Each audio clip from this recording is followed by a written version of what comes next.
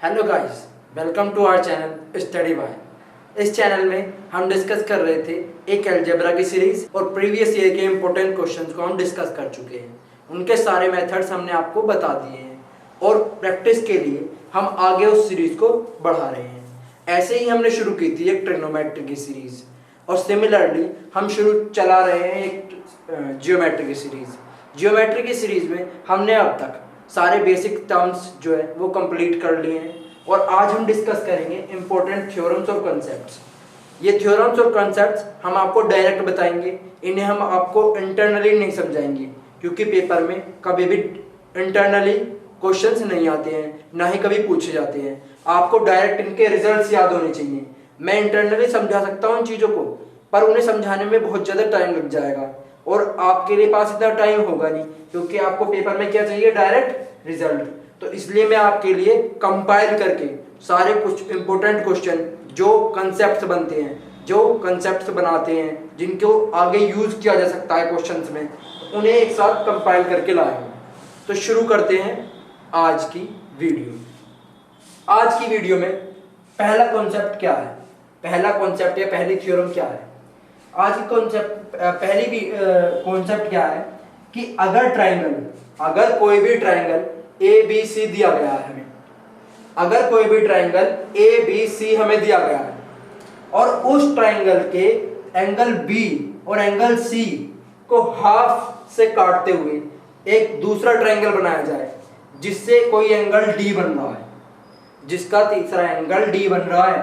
क्या, अगर कोई ट्राइंगल ए बी सी दिया गया है, उसके इस ट्राइंगल का जो एंगल बी है और एंगल सी है, अगर मैं इसमें एंगल बाइसेक्टर खींच दूं, ये थीटा बाय 2 कर दूं, ये थीटा बाय 2 कर दूं, ये अल्फा बाय 2 कर दूं, ये अल्फा बाय 2 कर दूं, मतलब कि ये दोनों एंगल बराबर, मतलब बी एंगल को दो भागों में बराबर बांट दूं और सी एंगल को भी, जो आउटसाइड सी एंगल है, जो आउटसाइड सी एंगल है मतलब सी एंगल का एक्सटीरियर है, उससे भी दो बराबर भागों में बांट दूं और उन भागों को बांटती हुई लाइनों से एक नया ट्राइंगल बना दूं, उन भागों को बांटती हुई लाइनों से एक नया ट्राइंगल बना दूं। उस ट्राइंगल में जो तीसरा एंगल होगा, जैसे कि एंगल डी, जैसे कि आपको फिगर बताई दी, अगर हमारा पास ये ट्राइंगल है और इस लाइन से और इस लाइन से बनेगा जो दूसरा ट्राइंगल, इस लाइन से और इस लाइन से जो बनेगा दूसरा ट्राइंगल, इस लाइन को और इस लाइन को ध्यान से देखो, ये लाइन थीटा बाय 2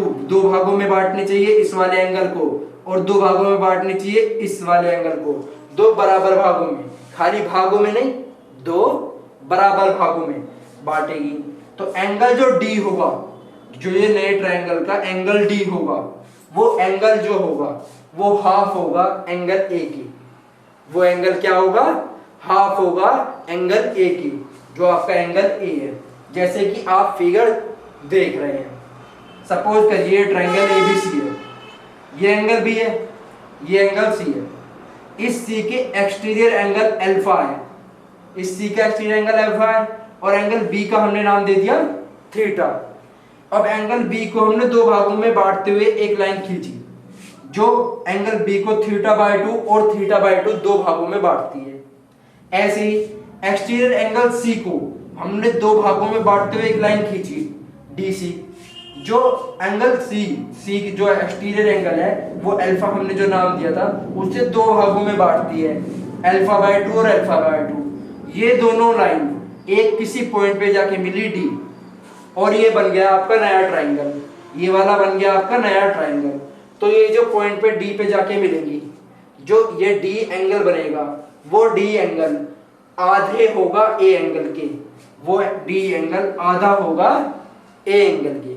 तो समझ में आ गई आपको बात, ये वाला डी एंगल हमेशा आधा होगा इस वाले ए एंगल की। तो ये है आपकी थ्योरम। ये थ्योरम पेपर में बहुत बार पूछी जाती है अलग अलग टाइप के क्वेश्चंस में।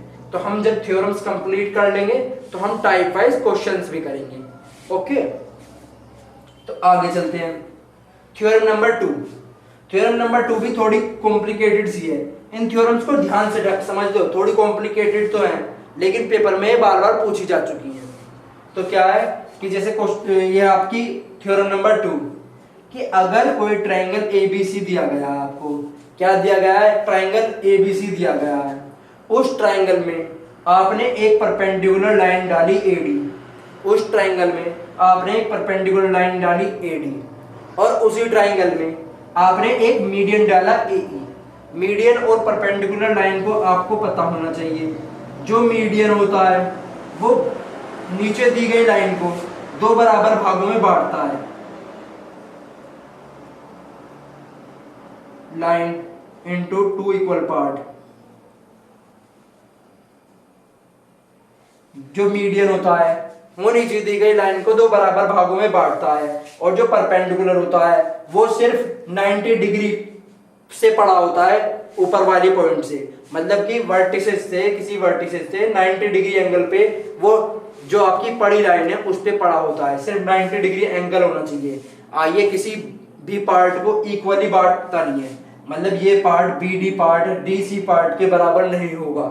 BD पार्ट DC पार्ट के बराबर, मैं लिख देता हूँ, BD पार्ट DC पार्ट के बराबर कभी भी नहीं होगा। लेकिन BE पार्ट बराबर होगा EC पार्ट की, BE पार्ट बराबर होगा EC पार्ट की। तो समझ में आ गया? तो हमने ऐसी दो लाइनें खींची, एक हमने खींची AE मीडियन और एक हमने खींची AD परपेंडिकुलर, AD परपेंडिकुलर और AE मीडियन।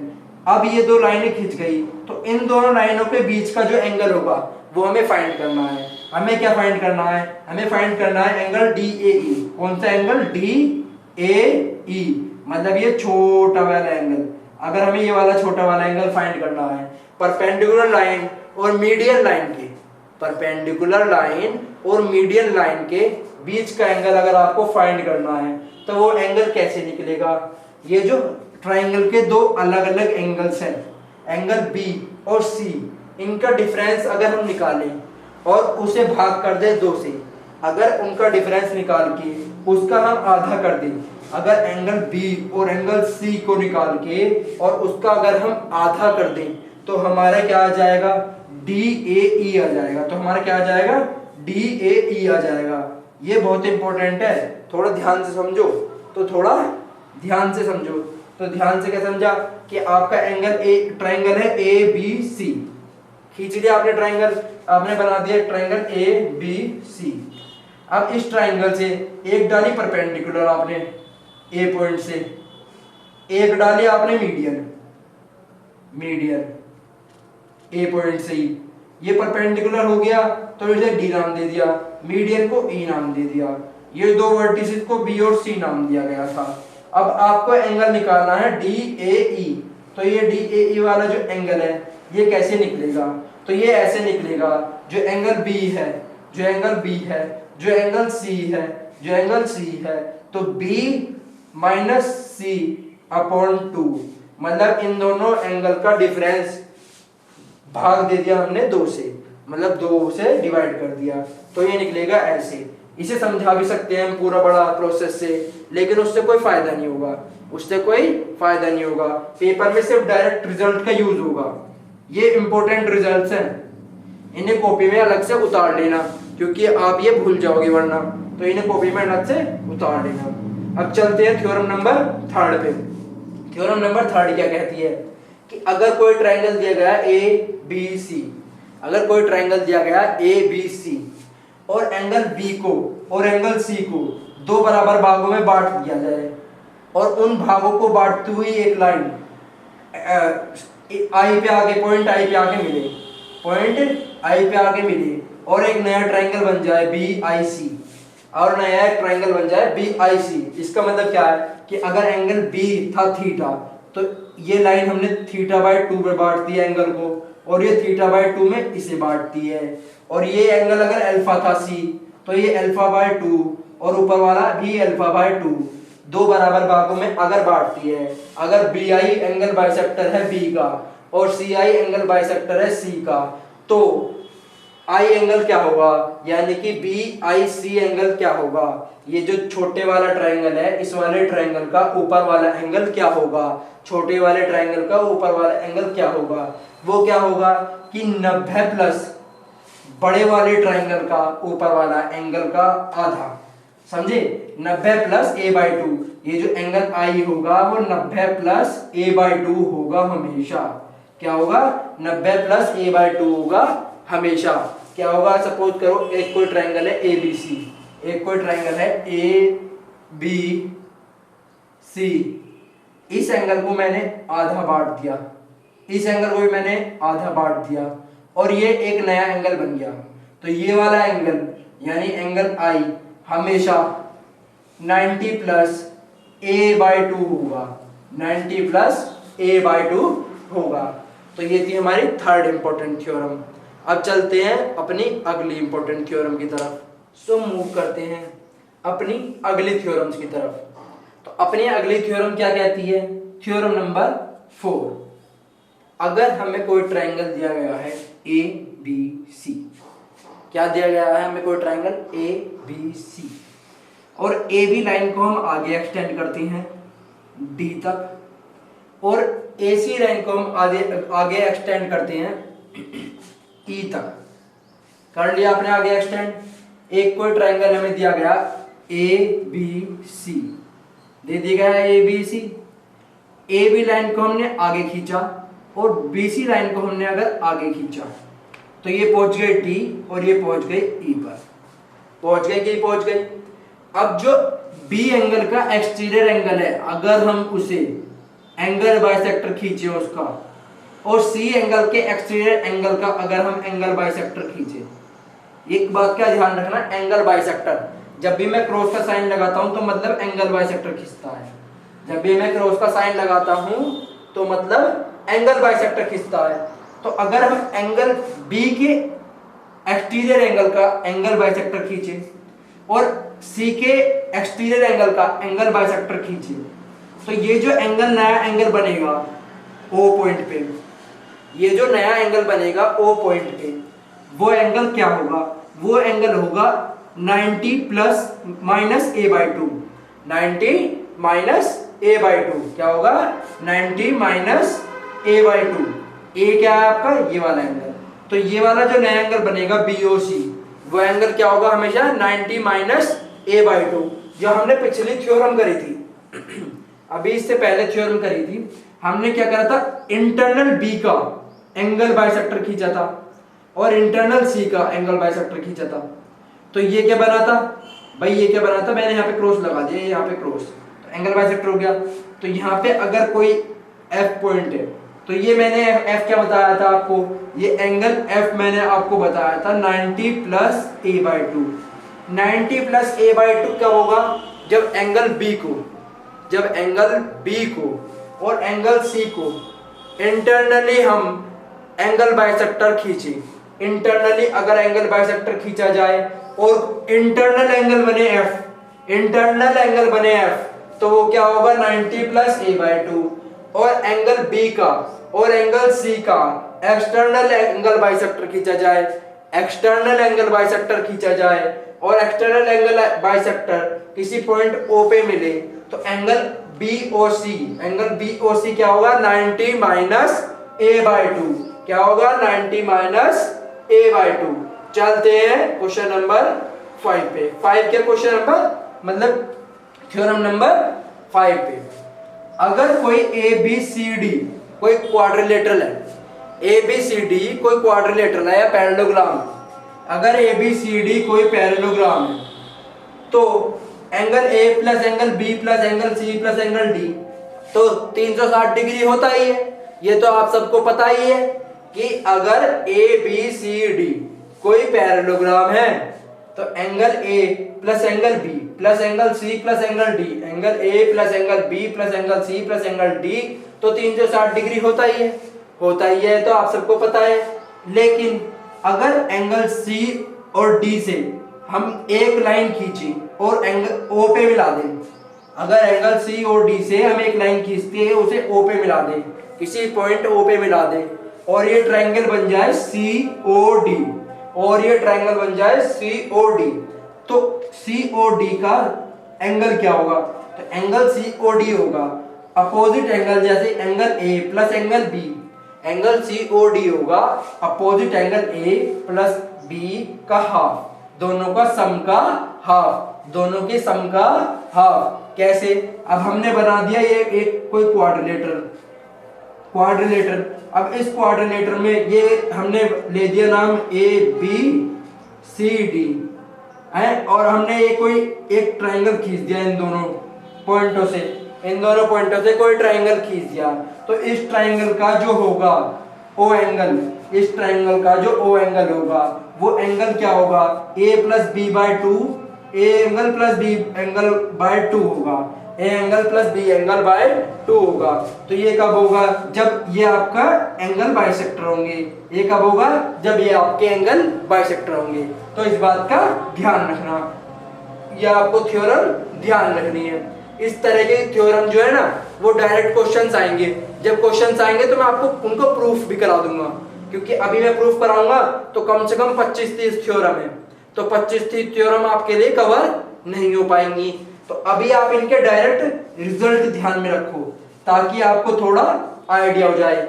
जब मैं क्वेश्चंस कराऊंगा तो मैं आपको साथ साथ प्रूफ भी करा दूंगा, ठीक है ना। तो अब चलते हैं थ्योरम नंबर 6।